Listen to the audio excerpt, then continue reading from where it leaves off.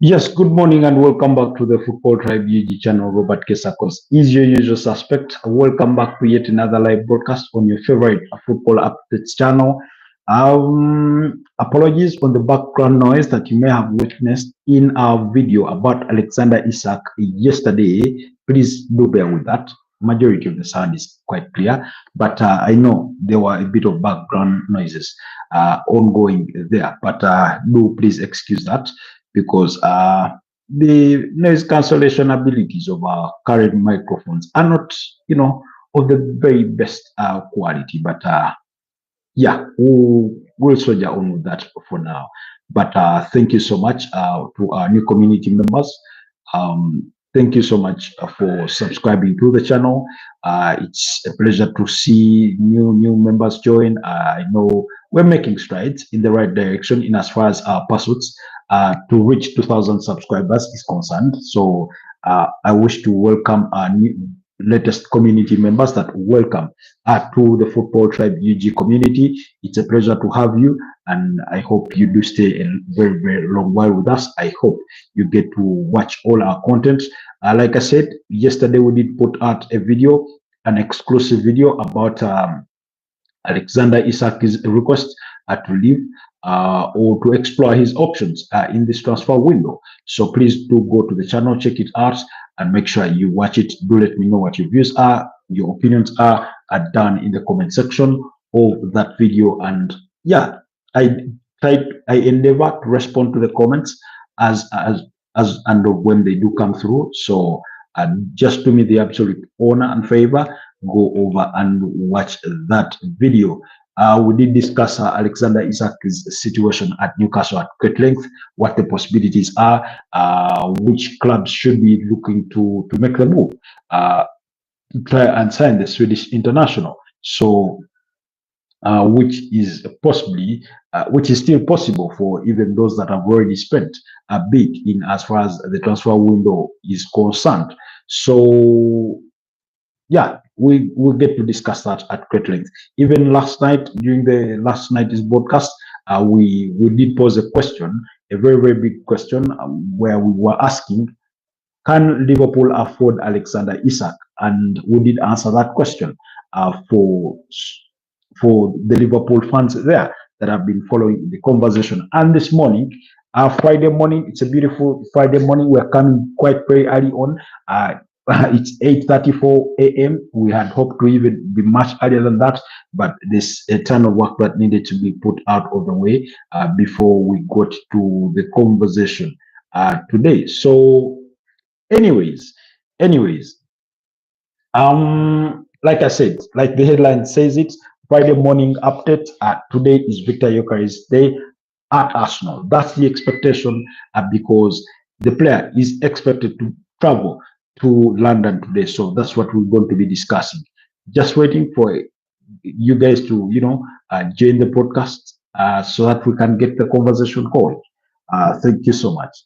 Thank you so much. Just waiting for you guys to join the podcast, and then we will get the conversation going. We will get the conversation going, really. But yeah, it's expected to be a Viktor Gyokeres day in as far as this transfer window is concerned, as far as Arsenal are concerned. Now, there's been a ton of excitement, but before we get to the ton of excitement, I want to say thank you, Bruno. Thank you so much, LFC. Thank you so much, the Yellow Diak. Thank you so much, every single regular suspect on the channel. It's a pleasure to have you on board. Agafonov, Rodrigo Hara Madrid star, and every single one of you that has been tuning in recent times, that has been frequenting our broadcasts and things of that nature. I do appreciate you a great deal. So, anyways, like I said, today we are going to be discussing, Viktor Gyokeres, because it is expected to be a Viktor Gyokeres day after everything was done and dusted. All the I's were dotted and all the T's were crossed. So the expectation is that the player will be joining Arsenal today. Is expected to travel to London today to undergo his Arsenal medicals ahead of completing that move to the Gunners. So do not, that's what we do expect to dominate the press today in as far as transfers are concerned. So we'll be sure you won't miss out on anything, any developments. If there's any significant news that may come during the course of the day, be sure we'll be here to bring you up to speed from what may have transpired. So, of course, yesterday, that's when we got the confirmation from Fabrizio Romano that Arsenal and Sporting Lisbon had checked all documents with their lawyers for every detail for Viktor Gyokeres' deal, including specific add-ons worth 10 million euros in total. Medicals will be booked right after. It was never gonna be on Wednesday. No issue on that. The verbal agreement, verbal agreement 100% done. So then at some point on, he went on to add that every document had been approved and exchanged. Arsenal and Sporting Lisbon completed the process with formal authorization to travel, medical to start in the next 24 hours. So that's the expectation, guys. If you're just joining us, please like the broadcast, but also consider subscribing to the channel if you're new here. Robert Kesakos is my name, and I'm coming to you live from Kampala, Uganda. It's approximately 8:38 a.m. East African time. I do not know what time it is on your end, but I do know for a fact that majority of our US fans, it's night time. People like Angel Cabrera, what happened to you, anyways? So the expectation is that the player will fly into London later today to undergo his medicals, and as soon as that is done, the expectation remains that he will then fly out with Arsenal sporting director to Singapore to reunite with the rest of the Arsenal squad. Pretty much like Christian Mosquera had to do during the course of this week. He flew out alone. I'm not sure he was alone, but might have been the company of someone. But he did fly out to meet the rest of the squad down in Singapore. You remember they've already played one game there. That's Arsenal. They did play against AC Milan and beat them by 1-0. That goal scored by Bukayo Saka, although they lost the post-match penalties that by 6-5. So, I mean, Viktor Gyokeres, all I can say is let's just wait to see him hold that Arsenal shot, because you never know. God forbid, he could fail his medical and then the deal is sort of ripped into pieces, because until the player passes that medical, gets to do their media duties, hold that jersey up in the air, don't kiss it, whatever they do, then the deal is not really done and dusted at this stage. So but the expectation is that it will get done right on time. Possibly, maybe it may come a little too early. The game may come a little too early. That's the game in which Arsenal will be playing up against Newcastle over the weekend. That's on Sunday, down in Singapore at the Singapore National Stadium before they fly out to Hong Kong. The most plausible, I think, expectation is for him to feature next week on Thursday when Arsenal take on Tottenham Hotspurs in Hong Kong. Remember, that will be the final game of their pre-season Asian tour when they play their London rivals. The first London derby that will be played, I think, outside of the UK and also in pre-season. So, in as far as Arsenal and Tottenham are concerned. So then on back to the player in Viktor Gyokeres. I mean, usually with players of this caliber that have been playing game in, game out, you do not expect any hitches when it comes to their medicals. I know in years gone by, I think it was Arsene Wenger when he was being urged, I think by fans, to sign Dembaba, Papisi Dembaba, I think, yes, from Newcastle. Part of the conversation around that was that he had an ongoing knee, issue with his knee that was sort of long term. They had, gotten significant reports about that, and that's why he did not commit to signing him, and the player ended up at Chelsea. For those of you that do remember, he scored in that game when Chelsea beat up against Liverpool by 2-0. I think that was the 2012 Was it the 2012-2013 season or the 2013-2014 season? One of those two, when Jose Mourinho was, holding Liverpool's title chase when they were still under the charges of Brandon Rodgers at the time. So you remember that infamous Steven Gerrard slip up when Chelsea beat them. So I do not expect that Viktor Gyokeres will fail his medical. The expectation and hope is that he will pass his medical and then go on to, sign as a new Arsenal player. The player and Arsenal have already agreed to personal terms on a 5-year contract, so he will be paying a 5-year contract if everything goes according to plan.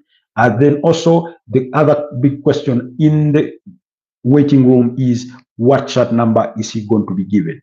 Because we all know the shirt number 9 is not available. I, for one, wouldn't recommend it for any player joining Arsenal, even if it were free. For some reason, I do not know why, but there seem to be, I don't know, some sort of jinx, some sort of misfortune with that shirt number 9 at Arsenal.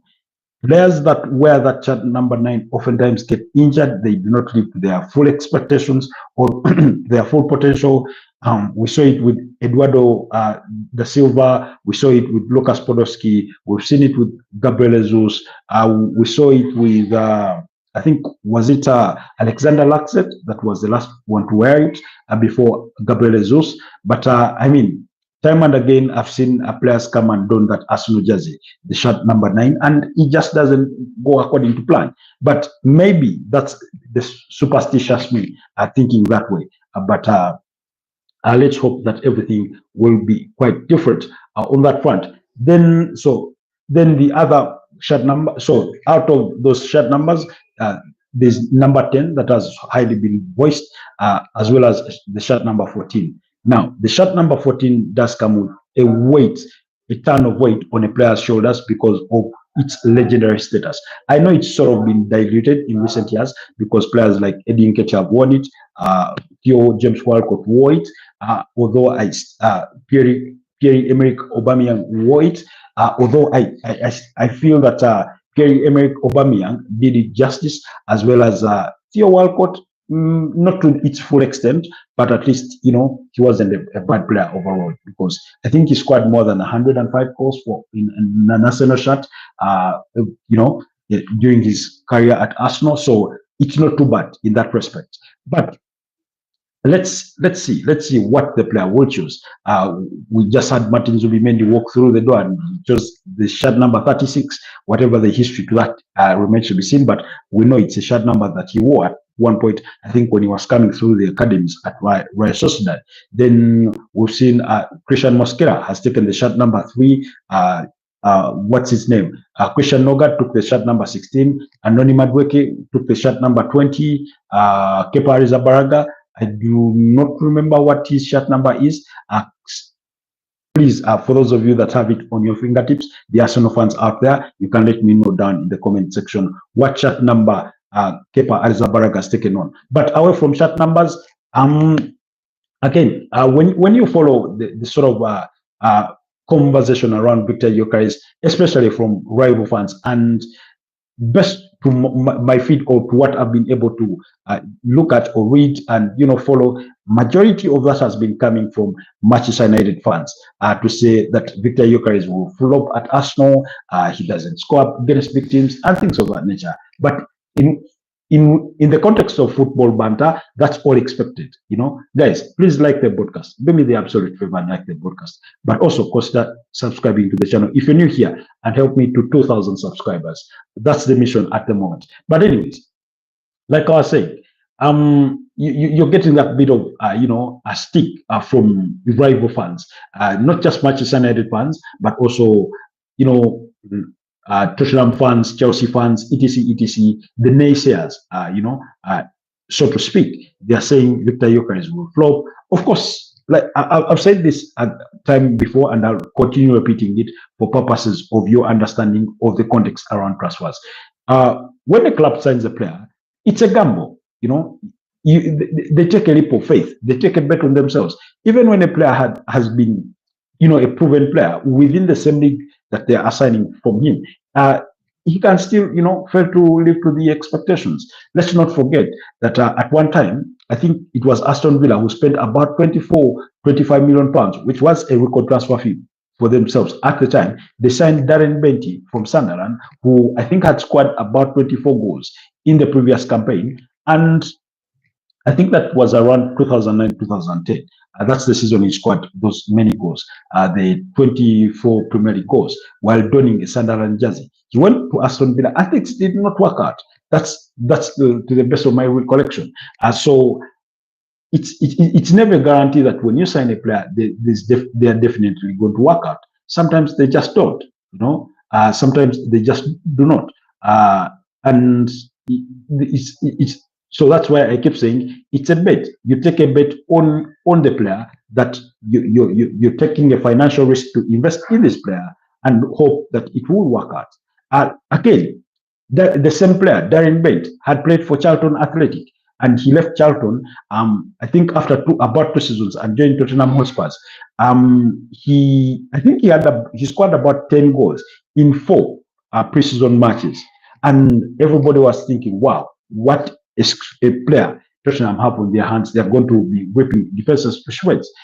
The season started, and I think he scored 1 goal in 10 games. So sometimes it just doesn't work out, and then he went on to be at Tottenham for 2 years, where he played 60 games and scored only 18 goals, and yet he was such a high prospect because at Charlton Athletic he had scored about 31 goals in 68 appearances. So that's when he got moved on to Sunderland, and in 58 games, because he played for them between 2009 and 2011, he scored 32 goals, and he signed for Aston Villa, in 2011. That's the summer of 2011. So it was, I think, yes, around that period.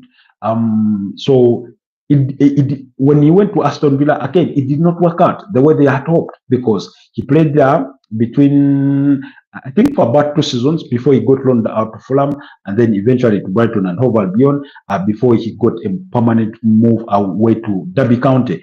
But at Aston Villa, he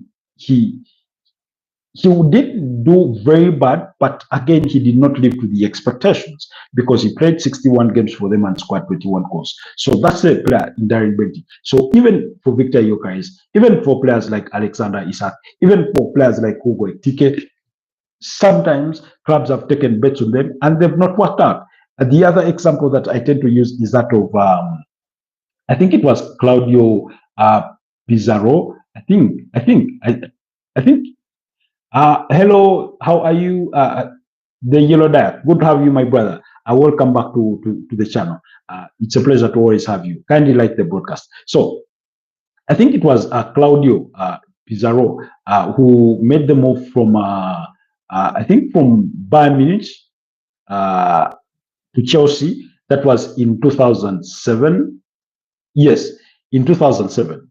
He made the move from Bayern Munich to Chelsea, and he had been smashing it at Bayern Munich, because he had scored for them about more than 71 goals. So he comes into Chelsea, and guess what? He spent there 1 season and it did not work out.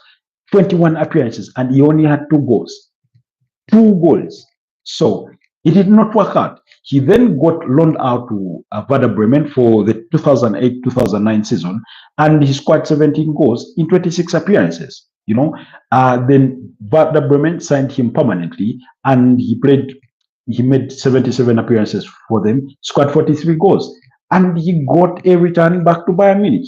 So it worked out. It worked out that way. So sometimes clubs take a risk to spend big on certain players, and it just does not work out as they had hoped it would. I can see the Yellow that is informing us that, fun fact, my dad met Pizarro when he was working for Peru LNG. Wow, okay, that's good. So when it comes to players, they're not guarantees.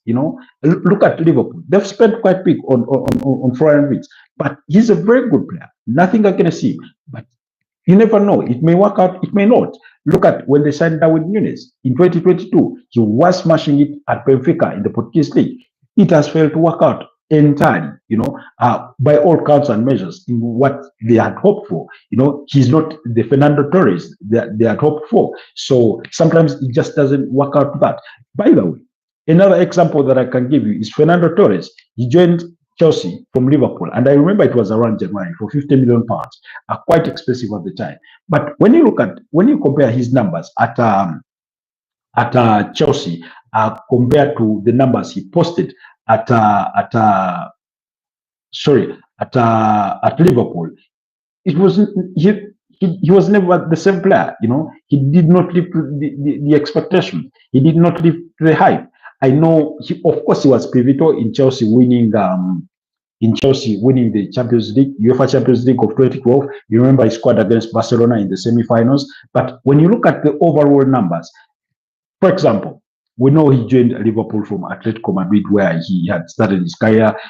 He was really smashing it. And at Liverpool, in 102 appearances, he scored 65 goals. There's a goal I remember, I think it was against Wigan Athletic. He gets past the ball, he chests the ball, makes a quick turn and volleys that ball into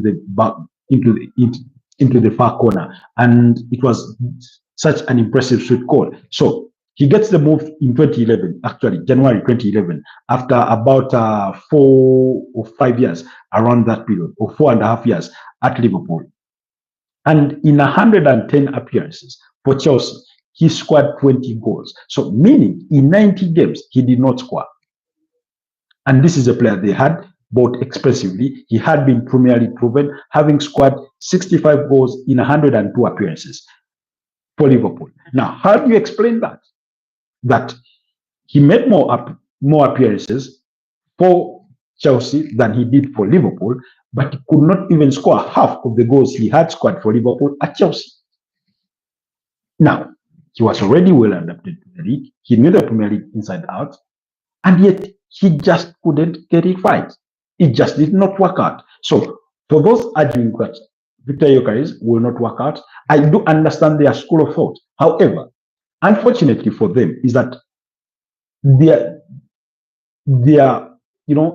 forwarding that school of argument, it's biased simply because it's an Arsenal player, and like I said, majority of them are rival fans. But let's hope it does work out for Viktor Gyokeres at Arsenal.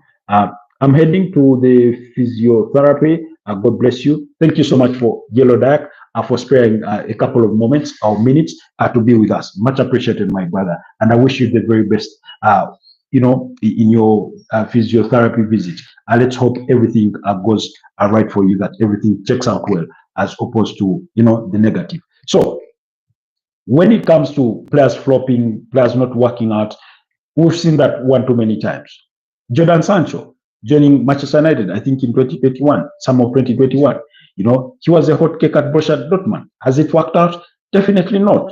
Paul Pogba, did he live to his full expectations when he was signed quite expensively to join Manchester United back from Juventus? I do not think he lived to his full potential. You remember Alex Sanchez when he joined Manchester United?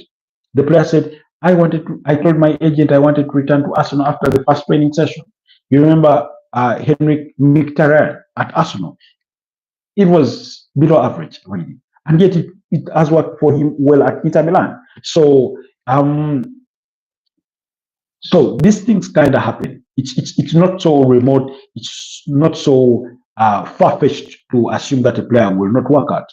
But only that in this case, Arsenal's rival fans do not wish for Viktor Gyokeres to work out in the Premier League because they know how scary he is. They know he's capable of scoring goals, and that if he walks into the Premier League and he smashes it, even by only half or 3/4 of what he's been doing in the Portuguese league, then Arsenal will be hotter than they've been in the last 3 seasons. So they pretty much well know that. Now, the argument that also he doesn't score against big teams. Now, well, whether he scores against big teams or not, that may matter less. But let's not forget, he did score a hat-trick against Manchester City. Unless you're saying Manchester City is not a big team. When representing Portugal, he scored against big teams, including scoring against Belgium. Unless you're saying they do not qualify as big teams, And I would beg to differ if that were to be your submission. But also, more importantly, when you look at Arsenal, particularly last season, the kinds of teams that they lost to FC Bournemouth, home and away, and in that home and away, They lost by 2 goals to 0 at the Vitality Stadium and by 2 goals to 1 at the Emirates Stadium. And when you look at those losses, they lost to West Ham as well by 1 goal to 0 in February. They lost a total of 4 games. The other loss was against Newcastle. Now, which of those teams is a big team? Because Newcastle is a mid-table team. No offense to Newcastle fans, but predominantly the mid-table team. Bournemouth last season was their best season, for them finishing a 9th on the Premier League table with a tally of 56 points. Look at where West Ham finished. They finished 14th. So those are the games that Arsenal needs to win. So just imagine that out of those 4 games that they had a player like Viktor Gyokeres, if they say he only scores against small teams, and he had scored against those teams, because West Ham beat them by 1 goal to 0, Newcastle beat them by 1 goal to 0, Bournemouth, it was by 2-1 and 2-0. So those are matches that he could have closed down, and Arsenal would have walked away with perhaps maximum points or even a point. Then also, among all the games that they played, they drew 14 games, a total of 14 games throughout the campaign. And of course, some of those draws came against big teams, like away to Manchester City at the Etihad Stadium, but 2 goals to 2, same kind of scoreline, away to Anfield, a 1-1 draw against Manchester United at Old Trafford. Then which other significant game did they draw? So in many of those games, I think there was a 2-2 draw against Crystal Palace. There was another draw, I think, at the tail end of the season, a couple of draws. So imagine you have a player like Viktor Gyokeres, who people say only scores against the small teams. He would be the difference in Arsenal dropping 2 points against Crystal Palace. He would be that difference. And we all know that Arsenal only failed to win the Premier League title by 10 points shy. Now, they may sound much, but just imagine that out of the 14 games they dropped points that they drew, they had gone on to win 5 of those. Where would it put them? Possibly above Liverpool, So let's not try to okay, if you're making that kind of submission that you will flop, endeavor to be objective. That's all I can say. But let's hope for the best in as far as Viktor Gyokeres is concerned. And his, an highly anticipated move to Arsenal. Okay, let's leave Viktor Gyokeres at that because I think we've discussed enough of him. Let's wait and see. But like I said, the expectation is for him to travel to the UK today to undergo his medicals. Then, of course, there's been a lot of excitement around the potential arrival of Viktor Gyokeres. Once it was officially announced that a total agreement had been reached, that was, I think, a couple of days back. We saw clips of, Myers Lewis Kelly, excited, doing, gesturing that, celebration of Viktor Gyokeres. I think the Arsenal camp, well knowing or bearing in mind that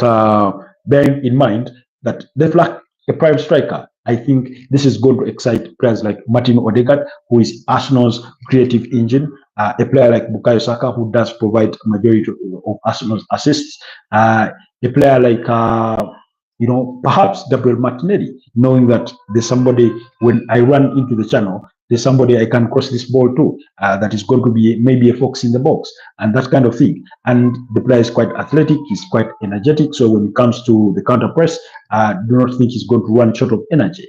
When it comes to the quick counter, for those of you that do remember, I think Arsenal were beating, was it Brentford, or I think it was against Brentford. I stand to be corrected. For those of you that do remember that goal by Thomas Partey, Declan Rice led the counter attack when David Raya threw him that ball.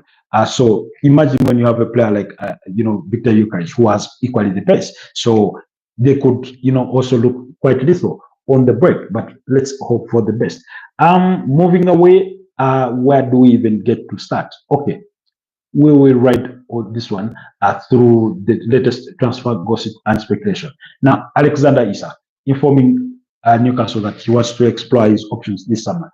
Now, I do not know, but what went through Alexander Isak's school of thought in this case? Because there was interest from Arsenal, Liverpool, and maybe majority other clubs. But he's only told the club after Liverpool signed Hugo Ekitike, after Arsenal are close to completing a deal for Viktor Gyokeres, after Chelsea signed Liam Delap, Man United remain in the market, but we know they can't afford Alexander Isak. At least that's what they are telling the world.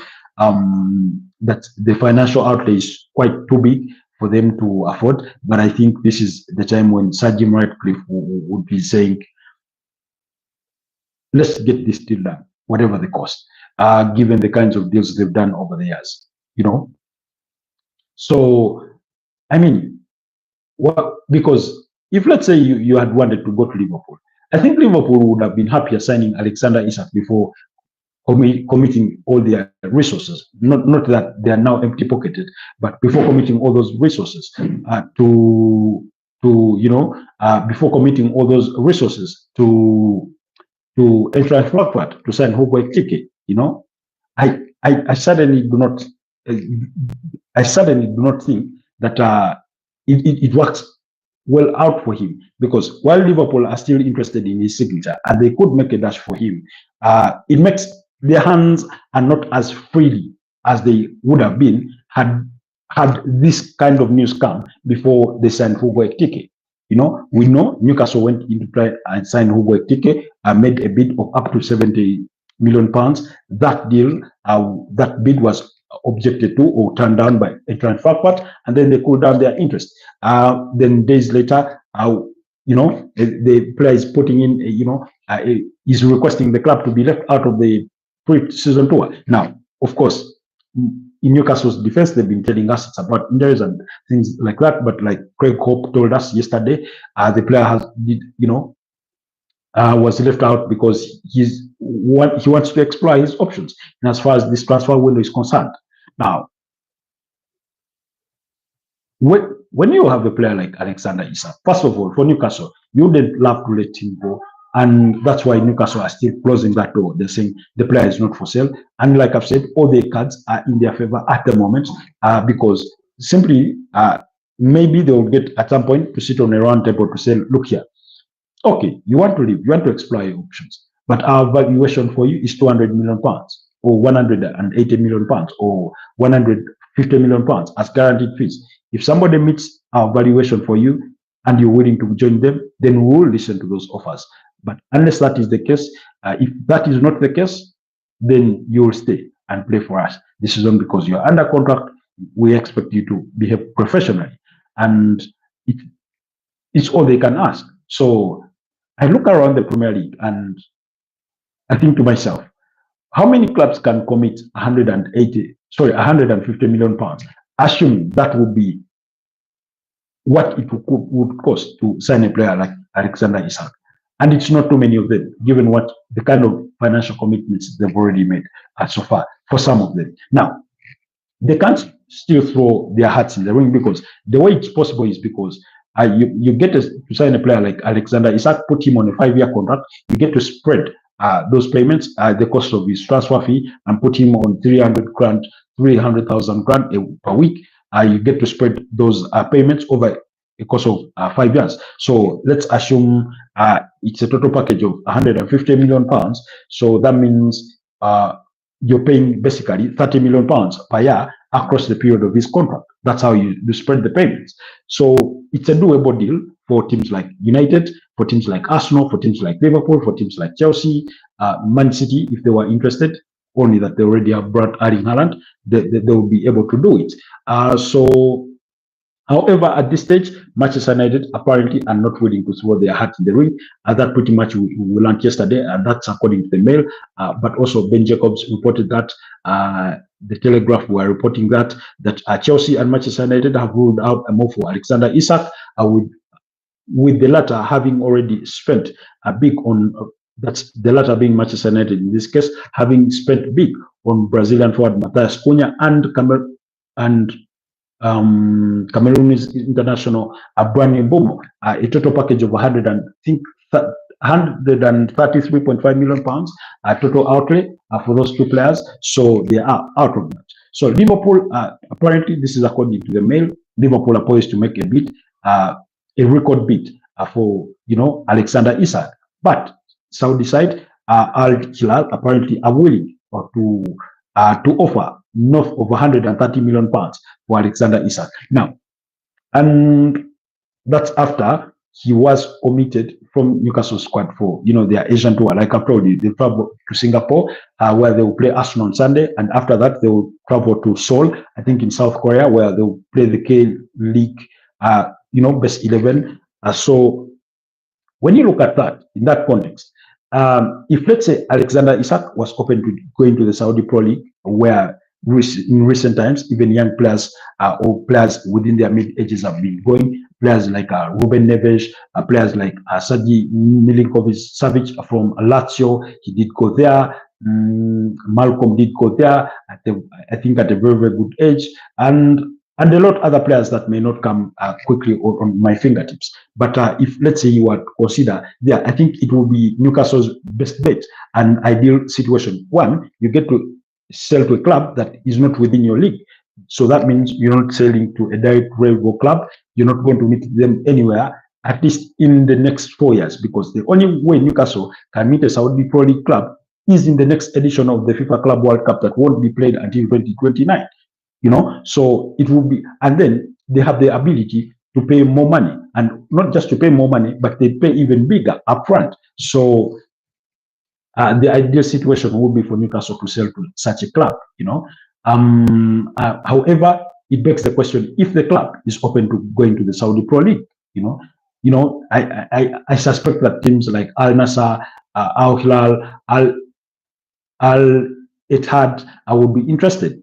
But that depends on if a player is open to joining, the Saudi Pro League. But that's where that would be the ideal circumstance. Now, the other ideal situation, if a team like Bayern Munich or a team like Real Madrid were interested in signing Alexander Isak, a team like Barcelona, that's if the challenge with Barcelona is, I do not know. Their financial resources are not very sound. Then they're sort of liquid short, short of liquidity anyways. So the ideal case scenario for Newcastle, if they were to sanction a move for Alexander Isak, would be to sell to teams that are away from the Premier League, because like I said, you do not want to be competing with the big boys in the Premier League, and yet you're helping strengthen them with a player of Alexander Isak's caliber. Never mind, forget Arsenal signing Noni Madueke from Chelsea, and that kind of thing. Forget that. That's like class B. Dennis Duke says, I'm coming to terms with Isak leaving, but Newcastle must make Sesko and Nissan a priority for Isak stays. Again, I've said this before and I'll say it again. Thank you so much, Dennis Chooks, for being with us this morning. I hope you liked the broadcast. But here's what I'll argue. One, Newcastle are in a strong position, contractually, in this case, because the player has only entered the third last year of his current contract, which runs until June 2028. They're in a very strong position in that sense. The best case scenario for Newcastle at this stage is hold on to the player for this season, just see out the rest of the transfer window, because by the time the transfer window closes down, we'll only be about 2 weeks into the new season of the Premier League. I mean, see it out. It is not as simple as that, but you can hold it out and then tell the player, look here, you're going to play for us this one season, and then at the end of the season, we'll grant you your move, provided clubs meet our valuation for you, and our valuation we will take a compromise. Instead of asking for 180 million pounds, we'll be open to taking 150. So we'll take a lesser transfer fee. That's a gentleman's agreement. We'll respect it if you respect that. You stay professional and play for us for the next one season. I was about to wonder who Nissan is. I was thinking to myself, is there a prime striker that I do not know about that is called Nissan? But thanks for the correction there, Dennis Jukes. So that will be the ideal scenario, or what Newcastle's thought process would be, because at this stage, you've just returned to the UEFA Champions League. You are trying to rival the big boys. You've won your first major trophy in 71 years. Your hope would be that, let's say, next season, and I've said this before, next season is best case scenario for Newcastle will be finish in top four again and qualify for the UEFA Champions League for the 2026-2027 season.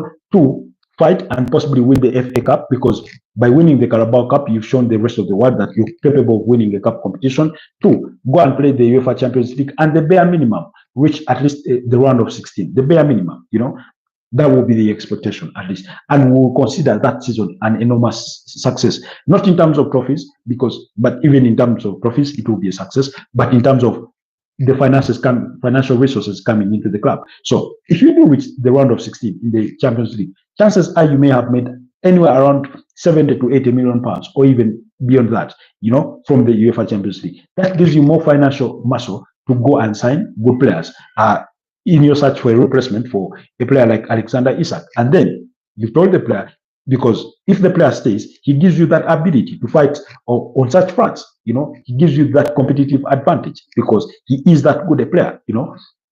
So you hope that he stays and you achieve those. And when you let him go for 120 million pounds or 110 million pounds as guaranteed fees, whatever agreement it could be, then that's more resources coming into the club that you can go out and further strengthen. Because the last thing Newcastle want is that you lose a player like Alexander Isak, do not qualify for the UEFA Champions League next season, you end up trophyless next season. Not that it will be the worst of all possible scenarios, but then you possibly maybe struggle a bit in the UEFA Champions League, and you end the season trophyless, no UEFA Champions League football, and it's more like you're back to square one. And I think I saw a story, I've not read the story, but I think I saw it on Telegram saying that if Newcastle let go of Alexander Isak, it will be taking many steps back.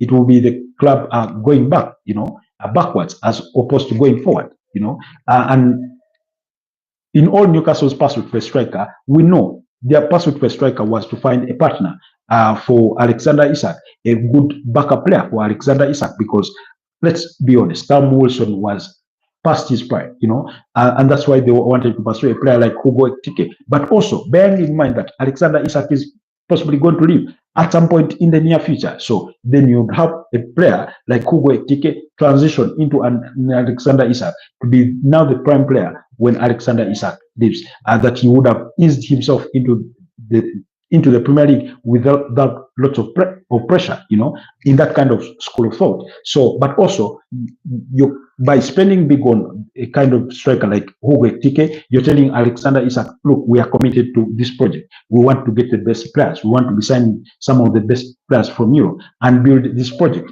that we want you to be part of, that you are the main jigsaw in this part of the project. You would be telling players like Bruno Guimaraes, do not consider making any moves because we are building something.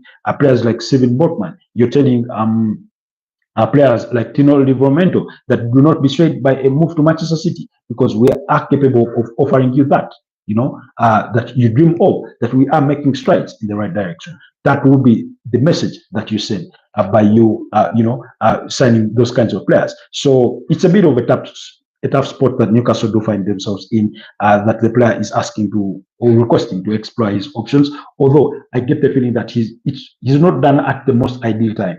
If he had told this to Newcastle at the very end of the season or immediately after the end of the season, maybe Newcastle would have acted much quicker in regards to making a move for a player like Hugo Ekitike, while Liverpool are still pushing for Florian Wirtz. Maybe they would have acted quicker for Benjamin Sesko. Yes, they are interested in Benjamin Sesko. They are well aware of the situation. They, made their consultations to that regard, and and according to Fabrizio Romano, they'll try to sell him at the Newcastle project in the coming days. But let's wait and see how the Alexander Isak situation will develop. But I do understand Dennis Jukes when you say you're sort of coming to terms with the idea that Alexander Isak could leave. It's a painful bit, and I'll speak. Allow me to speak in the voice of an Arsenal fan when I say it was painful when Robin van Persie left for Manchester United. It was painful when Francesc Sola Fabregas left for Barcelona after the World Cup in South Africa. That was 2010. It was painful when Thierry Henry had to leave. That was after the 2006-2007 season.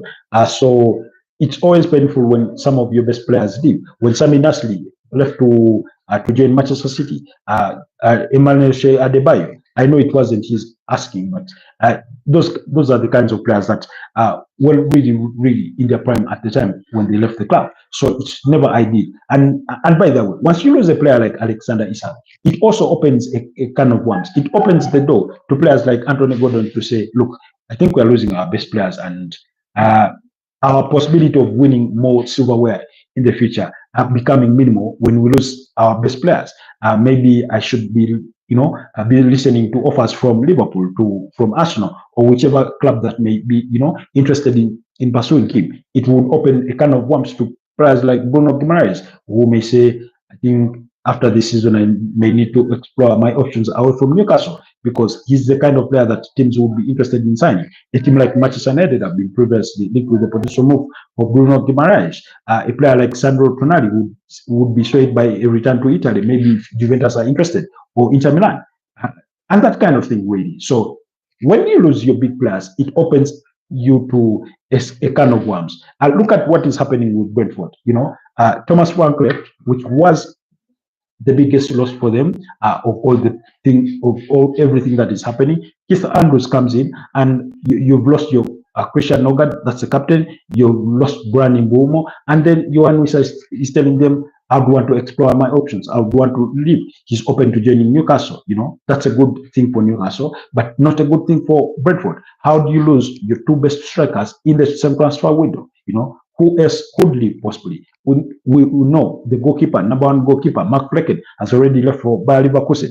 And yes, while they've replaced well with Kelleher, it's not a good. Too many changes are usually not good.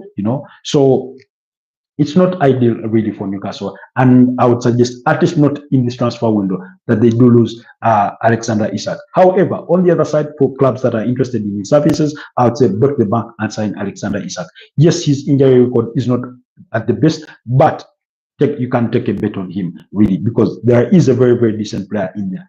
Anyways, away from that, quickly, Newcastle, we've spoken about them turning their attention to Benjamin Sesko. Then Aston Villa have told Manchester United striker Ollie Watkins is not for sale, despite interest in the 29-year-old Englishman from Old Trafford. Man United have spoken to Ollie Watkins' representatives in recent days, and I think this is like the second time they've done it during this window. However, the valuation for Ollie Watkins remains at £60 million, according to Aston Villa sources, and Man United are not willing to meet that as well. Then quickly, newly promoted Leeds United have agreed a deal to sign Lyon goalkeeper Lucas Perry, worth about £15.6 million, with the 27-year-old Brazilian expected to undergo a medical at the Whiteys pre-season training camp in Germany. And that's according to the Mail. Bayern Munich are set to bid again for Liverpool's Luis Diaz. Reports do suggest that their next bid could be shy of €80 million, and that they are not willing to go above €80 million. So a bid could come in at around €75 million. That bid is imminent, according to Ben Jacobs. Maybe it could come today or during the course of the weekend. Let's just wait out and see. But Bayern Munich are hell-bent on signing Darwin Núñez. And maybe last night I was telling people that Liverpool can afford signing a player like Alexander Isak, even after the financial outlay they've made in the transfer window already. Because when you sell a player like Luis Diaz for that kind of money, you have Darwin Núñez that you've opened the door for, you're just waiting for the right offers, then clearly you can raise the financial resources. You can sell a player like Harvey Elliott, who, by the way, a team like West Ham United are interested, as well as Nottingham Forest. So, and that's according to Metro. So they can raise the resources to sign a player like that. Then Liverpool apparently have offered French defender Ibrahim Konate a new contract. That's the 26-year-old French defender. That's according to Foot Mercato. amidst strong interest from Real Madrid, who are keen to sign him this summer or possibly next summer as a free agent. Then Brazilian international Douglas Luiz failed to report for the first day of preseason training at Juventus on Thursday, as West Ham, Everton, and Liverpool are all interested. I didn't know about Liverpool's interest in Douglas Luiz, but there is concrete interest amongst Premier League teams, apparently including Manchester United. I do not know to what extent, but in Douglas Luiz, we know he has played in the Premier League before at Aston Villa and was really, really good. Now, according to Fabrizio Romano, the relationship between Douglas Luiz and Juventus is a bit of a sour one, and his agent will be exploring a move away for his agent for his client, sorry, not agent, but his client. Then also Chelsea winger Raheem Sterling has emerged as a number one forward target for Napoli. Now, I do not think he has emerged as a target for Napoli. However, reports do suggest that Chelsea offered Napoli the chance to sign Raheem Sterling because Chelsea want him off their wage bill as soon as yesterday. That's the 30-year-old England international. Then Spurs are considering a £15 million offer from Los Angeles FC for their captain Son Heung-min with the 33-year South Korean mulling over his future. Let's wait and see on that. And then Real Madrid are open to loaning 19-year-old forward Endrick to another team to avoid hindering his progress, but the Brazilian would prefer to stay at the Los Blancos to fight for his place in the team. So let's wait and see. We did hear that Xabi Alonso has informed all the players of what their positions will be going into next season, and that there shouldn't be any doubt over that.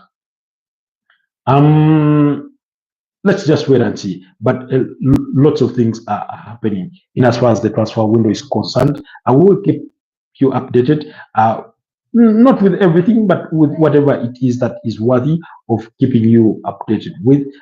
Then Flamengo are now closing in on Samuel Lino from Atletico de Madrid, total package of 25 million euros.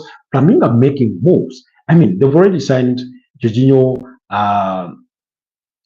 Yes, they signed Jorginho. There's another player they signed. They hijacked Emerson Royal's deal from AC Milan to Besiktas, so he could go to, Flamengo. And now Samuel Lino was being linked, I think, with the move to, was it Sunderland? And now he's, destined for,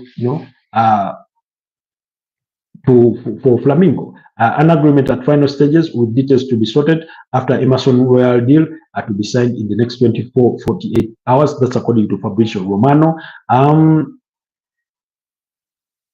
We've spoken about, Son Heung-min. We've spoken about Newcastle's pursuit for Benjamin Sesko. Then Ruben Kluivert has signed his contract as Olympic Lyon player until June 2030, €4 million package for Casa Pia, deal done by José Fontes Rodriguez of Team Riola. And then also, anyways, let's just wait it out and see how things will transpire. Douglas Luiz is one to keep our eyes definitely on. And the expectation is that he will make a return to the Premier League because he fancies a return to the Premier League. Then Jorel Hato was left out of Ajax's squad that faced off with Celtic for that friendly ahead of a move to Chelsea. He's already agreed to personal terms with Chelsea and has since told Ajax that he would want to leave and join Chelsea. Chelsea also remain in negotiations with RB Leipzig for Xavi Simons, but Bayern Munich are equally well informed about what it would take to sign Xavi Simons. Apparently, RB Leipzig want a total package of 70 million euros. That's guaranteed fees and add-ons are inclusive for the 22-year-old Dutch international. Then Chelsea have agreed a deal to sign 18-year-old winger Jesse Darry from Crystal Palace, beating 8 European clubs. For the England winger, medicals will take place on Friday as the teenage sensation looked set to move to Germany before Chelsea hijacked the move. Now, that's why yesterday night I was telling you that do not count Chelsea off a move for Alexander Isak, because anytime they can pounce, and they do have the financial resources, and whoever their sporting director is has a knack of convincing players. to make the move to Chelsea, even though they have, I think, a ton of players already. So, but let's just wait and see. Then Villarreal are closing in on a deal to sign Tajon Butcherman on a permanent deal from Inter Milan, package worth about 9 million euros plus a 20% future sell-on clause. Then yesterday, Christian Mosquera was officially announced as a new Arsenal player. He's already traveled to Singapore to link up with the rest of the team. Then Marc-Andre ter Stegen confirms he will undergo surgery, and so he is not gonna leave Barcelona. So, I mean, but Barcelona are well covered on that. I think they may omit him from their squad for La Liga and register Joan Garcia, who they signed for 25 million euros from Espanyol. And then also remember, Vox Szczesny penned a new 2-year contract with the Catalans there. So that's that in regards to, Marc-Andre ter Stegen. He was a target for Galatasaray. Then Boubacar Kamara has signed a new 5-year contract deal at Aston Villa with an increase in salary. That's according to Fabrizio Romano. And then Chelsea have opened the door for Marc Guehi to leave the club only on loan. They are not sanctioning a permanent move. They just want the player to, develop, to get more consistent time, and they would prefer, the player to stay within England. So either it could be a championship move, it could be in the Premier League, and the team that could sign him was Ipswich Town. Ipswich Town were really, really interested in signing him. So let's just wait and see how everything will develop in the coming days.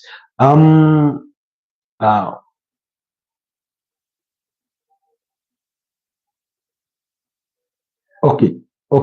Let's just wait it out and see. So this watch is Luis Diaz, Douglas Luiz, Xavi Simons, and Joel Hato, Alexander Isak definitely, Benjamin Sesko, Yohan Wissa. Let's wait and see. Man United remain in the market for a striker. They're looking at Oli Watkins. They're looking at Nicholas Jackson. They're looking at Benjamin Sesko, although all those deals are proving to be a little too expensive. But my recommendation would be Man United make the financial outlay and sign a player like Alexander Isak. He's definitely worth it. Whether he will be open to joining you without Champions League football remains to be seen, but at least there's no harm in trying. I mean, sell Garnacho. You'll get some money for Rashford. I know he's gone on an initial loan to Barcelona, but sell Garnacho, Sancho, Tyra Malacia, Anthony had raised money and signed a player like Alexander Isak, for goodness sake. You really need a proven goal scorer to help, Rasmus Højlund and Joshua Zirkzee learn their trade, add them to Brandon Mbomo and Matthias Cunha, and you could be unstoppable next season. Really. Anyways, guys, it's been a pleasure doing this with you. So much, Dennis Jokes. Thank you so much, the Yellow Duck, and every single one of you that joined in on this broadcast, that liked the broadcast, that did not like or comment, but you are following the conversation since it started for the last 58 minutes or so. Thank you so much. Enjoy your Friday. I wish you a blessed weekend ahead. Do not forget, there's a couple of games coming for you, coming your way in as far as pre-season friendlies go during the course of the weekend. Arsenal Newcastle will be up on Sunday, so look out for those fixtures and much more to be coming your way in the next couple of days. So Juventus lost to Sao Paulo. No, sorry, not Juventus. This is Juventude lost to Sao Paulo. That's the Serie A of Brazil. But yeah, club friendlies will be coming, in the next couple of days, in as far as this summer is concerned. But majority of those games, I do believe, will come on Sunday. Stay blessed, and I'll see you guys next time. Bye-bye.